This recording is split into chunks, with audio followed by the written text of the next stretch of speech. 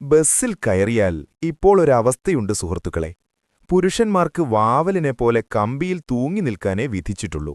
ശരിക്കും പറഞ്ഞാൽ ബസ്സിനകത്ത് സ്ത്രീകളുടെ ഒരു ആധിപത്യം തന്നെ. സ്ത്രീ സംവരണമെന്നൊക്കെ കേൾക്കുമ്പോൾ പണ്ട് മനസ്സിനൊരു കുളിർമയായിരുന്നു. എന്നാൽ ഇന്നത്തെ അവസ്ഥ അതല്ല. സംവരണം എടുത്തുകളയേണ്ട കാലം അതിക്രമിച്ചു എന്നു പറഞ്ഞാൽ ചിലപ്പോൾ നാട്ടുകാരെന്നെ കല്ലെറിഞ്ഞേക്കാം. പക്ഷേ സത്യം പറയാതെ വയ്യല്ലോ. ബസ്സിലെ സീറ്റുകളുടെ ലിസ്റ്റ് എടുത്തു നോക്കിയാൽ നമ്മൾ ഞെട്ടും. സ്ത്രീകൾ, അമ്മയും കുഞ്ഞും, മുതിർന്ന പൗരന്മാരായ സ്ത്രീകൾ, വികലാംഗരായ സ്ത്രീകൾ, അങ്ങനെ നോക്കിയാൽ ഏകദേശം 40% സീറ്റും സ്ത്രീകൾക്ക് വേണ്ടി റിസർവ്ഡാണ്. ബാക്കിയുള്ള സീറ്റുകളിൽ വൃദ്ധന്മാർ, വികലാംഗർ തുടങ്ങിയ വേറെയും സംവരണങ്ങൾ.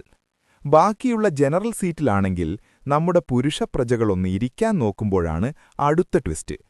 സ്ത്രീകൾക്ക് കയറാൻ മുൻവാതിലുണ്ടെങ്കിലും ഇപ്പോൾ ട്രെൻഡ് പിൻവാതിലാണ്. ബസ് സ്റ്റോപ്പിൽ നിൽക്കുമ്പോൾ സ്ത്രീകൾ ആദ്യം കയറട്ടെ എന്ന് കരുതി മാന്യത കാണിച്ച് നമ്മൾ പുരുഷന്മാർ ഒന്ന് മാറി നിന്നാൽ തീർന്നു. ആ ഗ്യാപ്പിലൂടെ മിന്നൽ പിണർ പോലെ അകത്തേക്ക് പാഞ്ഞു കയറുന്ന സ്ത്രീകൾ ജനറൽ സീറ്റുകൾ ഒന്നൊഴിയാതെ കയ്യേറുന്നത്. ജനറൽ സീറ്റുകളിൽ ഇരുന്നോട്ടെ, അത് പ്രശ്നമില്ല. പക്ഷേ 10 സ്ത്രീകളാണ് ആദ്യം കയറുന്നത് എങ്കിൽ അവർ 10 പേരും 10 സീറ്റുകളിലാണ് ഇരിക്കുക. പിന്നാലെ കയറിവരുന്ന പുരുഷൻ സ്ത്രീകളുടെ മറുവശത്ത് സീറ്റ് ഒഴിഞ്ഞുകിടപ്പുണ്ടെങ്കിലും മാനഹാനി ഭയന്ന് അവിടെ ഇരിക്കാൻ മടിക്കും.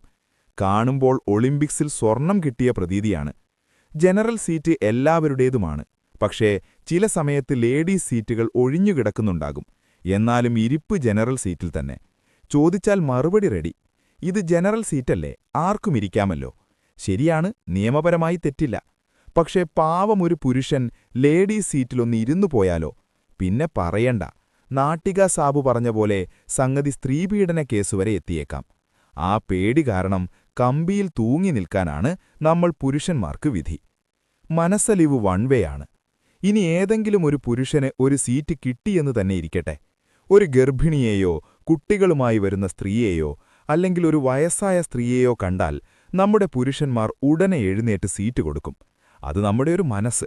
എന്നാൽ ഒരു സ്ത്രീ മറ്റൊരു സ്ത്രീക്ക് സീറ്റ് കൊടുക്കുന്നത് കാരണമെങ്കിൽ ഭാഗ്യം വേണം.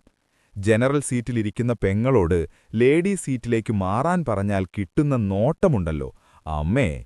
ഈ ഒരു അഹന്ത അവസാനിക്കണമെങ്കിൽ താൽക്കാലികമായെങ്കിലും ഈ സ്ത്രീ സംവരണം ഒന്ന് എടുത്തു മാറ്റണം. എല്ലാവരും തുല്യരാണെന്ന് പറയുന്ന കാലത്ത് സീറ്റിന്റെ കാര്യത്തിലും ഒരു സമത്വം വേണ്ടേ? പുരുഷന്മാർക്കും വേണ്ടേ ജീവിക്കാനൊരിത്തിരി ഇരിപ്പിടം?